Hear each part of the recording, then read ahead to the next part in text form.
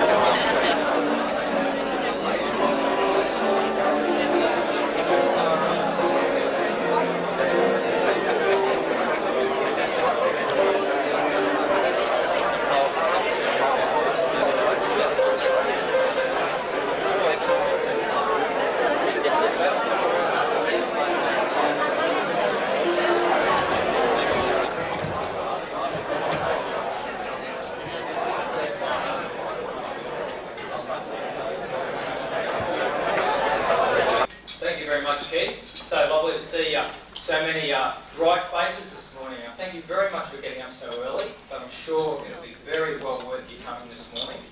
This is our gala Christmas breakfast, of course, our number one business forum, business function of the year. It's going to be a great morning. Well, ladies and gentlemen, I'm very proud to be standing here before you as chairman of my last meeting as president. The Brisbane Junior Chamber of Commerce is honoured that so many of Brisbane's business people are here in attendance to welcome our special guest speaker, Dr. John Hewson. I think just one more round of applause for Dr. Hewson. I think it's great.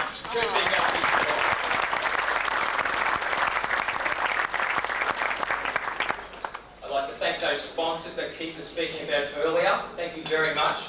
We're all business people and we know how important it is to have sponsorship for a business organisation like ourselves. We wouldn't exist without the generous, and I do say the very generous sponsorship that we receive. So I'd like to thank them very, very much.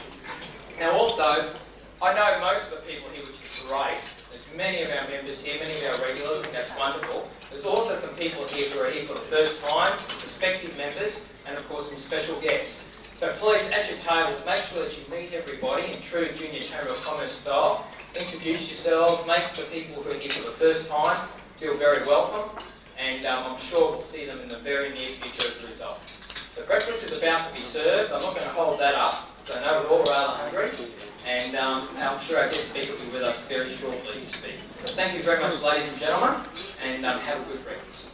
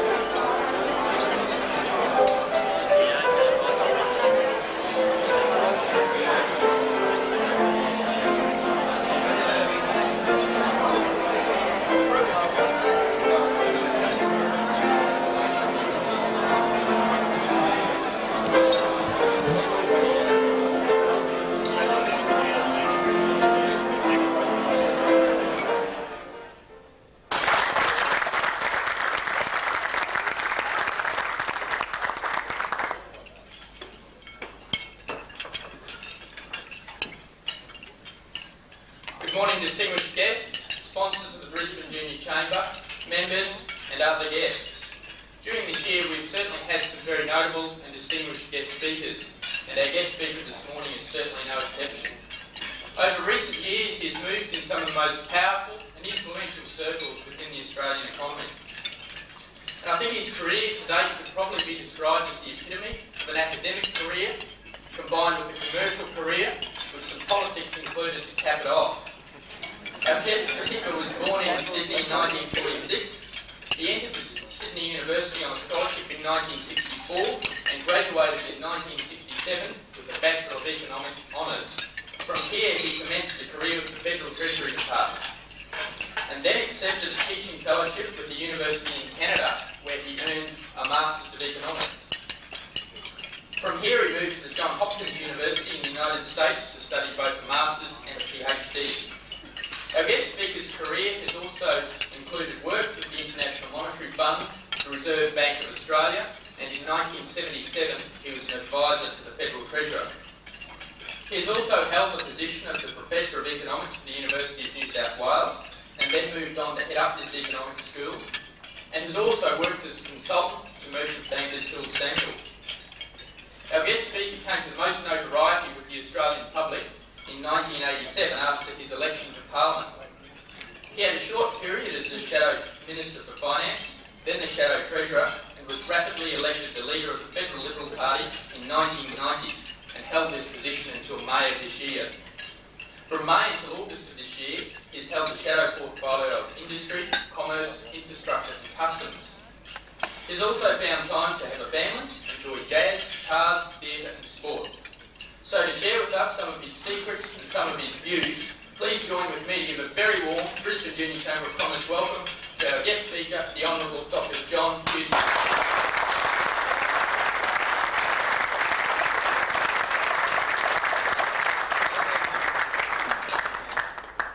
Thank you very much, Jason and Keith, and other distinguished guests, ladies and gentlemen. I'm sorry that I'm afflicted with this, what politicians would call a disease, the loss of voice. It's a great opportunity, I'm sure, for the electorate to have a quiet Christmas. So I'll be brief in my remarks. I gather the main purpose of this morning is for you to ask me questions. But I'm very pleased to be here on this, your Christmas, on the occasion of your Christmas function, and to see so many of you looking so good so early in the morning. I'm lying, some of you don't look particularly well at all. But I'm very pleased to be here. And for me, I think I'm having breakfast with the future of Australia. Young people, and young business people in particular, are where it's all going to happen in the course of the next 30 or 40 years. And I think many in this room are uniquely placed to benefit in that, to play a part in that, and of course to benefit from that. You mentioned that I had had a mixed career of being an academic and being in the commercial world and dabbling in politics.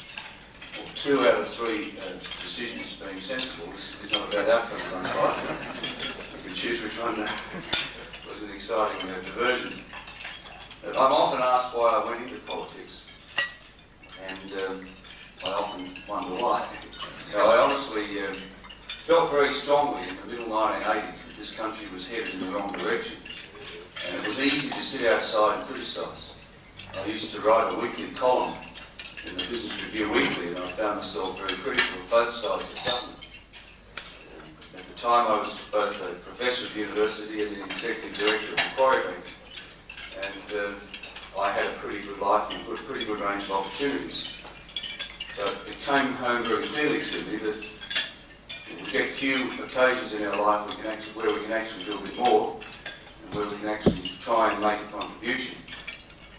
And having been an economist by training and active in the business community, I felt very strongly that Australia really was losing a lot of opportunities. I've spent in my working life an enormous amount of time in Asia, in the Asia-Pacific region, and I was particularly conscious of how we were falling behind the major performers in that region. And the more we fall behind, the more restricted our range of opportunities in Australia will be, and in the end, of course, the less our standard of living will improve. And so it was against that background that I thought it was possible in politics to make change, to make significant change, and that one way or another Australia would have to find its place in the Asia-Pacific region. And we've been doing that for quite some time. It wasn't something that was discovered by Paul Keating a couple of years ago. It was in fact a trend in Australian politics in the whole post-war period. And I think it's interesting to look back at some of the early moves under the Menzies governments of the 50s and 60s, and how they were sustained by governments of both persuasions after that, in gradually integrating our country with the region. For example, in the 1950s, the Menzies government negotiated the first trade agreement with Japan. Now that was a very difficult thing to do in the aftermath of the Second World War, where the electorate didn't want to have very much to do with Japan at all. There was also then a very important turning point when Britain decided to link with Europe and move into the common market, and Australia decided to go it on its own. There's an interesting contrast. New Zealand went with Britain and we didn't. The adjustments that were made saw Australia find an even greater place in the region. We had things like the Colombo plan, which brought thousands of Asians to study in Australia. We thought the Southeast Asian Treaty Organisation, which was initiated and sponsored by Australia. A whole host of steps were taken in those early years to lay the base. Today, of course, if you listen to the Prime Minister, Australia is really a booming success story in Asia. He quotes endlessly statistics about how our export performance to the region has increased so dramatically in recent years. And it's true that